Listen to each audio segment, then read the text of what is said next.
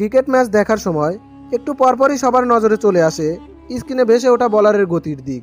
কিন্তু কখনো কি ভেবে দেখেছেন কিভাবে এই দ্রুত বলের গতি নির্ণয় করা হয়? চলুন আজকের ভিডিওর মাধ্যমে জেনে নেই।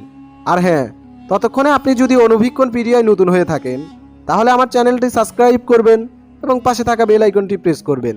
চলুন কথা না বাড়িয়ে আলোচনা করা যাক। আসলে এই পুরো কাজটি সম্পাদন করে সাইট স্ক্রিনের অনেক উপরে থাকা একটি যন্ত্র। 1999 সাল থেকে নিয়মিতভাবে ব্যবহৃত হয়ে আসা এই যন্ত্রের নাম হচ্ছে রাডার স্পিড গান। এই যন্ত্রটি বলের গতি পরিমাপ করে রাডার বিমের সংকেতের সাহায্যে। বল পিচ করার পর তার পুরো লেন্থ শনাক্ত করে এটি। আর পুরো পদ্ধতি সম্পূর্ণ হয় ক্ষুদ্র তরঙ্গ প্রযুক্তির মাধ্যমে। তবে বাতাসের গতি এখানে কোনো ভূমিকা রাখে না। ক্ষুদ্র তরঙ্গগুলো এতটাই শক্তিশালী যে কোনো আবহাওয়ায় তা ভেদ করতে পারে। এভাবেই যে কোনো আবহাওয়ায় নিখুঁতভাবে কোনো বস্তুর গতিবেগ নির্ণয় করতে পারে। এরপর প্রাপ্ত ফলাফলটি প্রকাশিত হয় কিলোমিটার বা মাইল এককে। স্পিড গানে ডপলার ইফেক্ট ব্যবহার করা হয়। ডিভাইসটি সাইড স্ক্রিনের কাছে একটি খুঁটি বসানো হয়।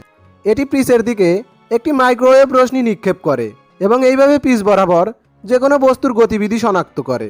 রাডার গান ব্যবহার করে একটি ইমেজ প্রসেসিং সফটওয়্যার দেওয়া হয় যা পিচের অন্যান্য বস্তুর মধ্যে বলটিকে শনাক্ত করে।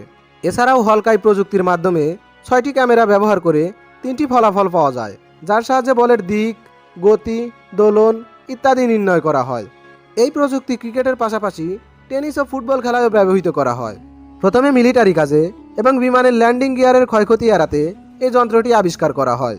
অনেক দেশে পুলিশ গাড়ির গতিবেগ নির্ণয় করতে এই যন্ত্রটি ব্যবহার করে। আর ক্রীড়া অঙ্গনে বিশেষ ধরনের স্পিড গানটি ক্রিকেটের পাশাপাশি টেনিসেও ব্যবহার করা হয়। তো প্রিয় ভিউয়ার্স, এই ছিল আজকের ভিডিও। যদি ভিডিওটি ভালো লেগে থাকে তাহলে আমার চ্যানেলটি সাবস্ক্রাইব করবেন এবং পাশে থাকা বেল আইকনটি প্রেস করবেন। দেখা হবে অন্য কোনো ভিডিওতে। ততক্ষণ ভালো থাকবেন, সুস্থ থাকবেন। ধন্যবাদ।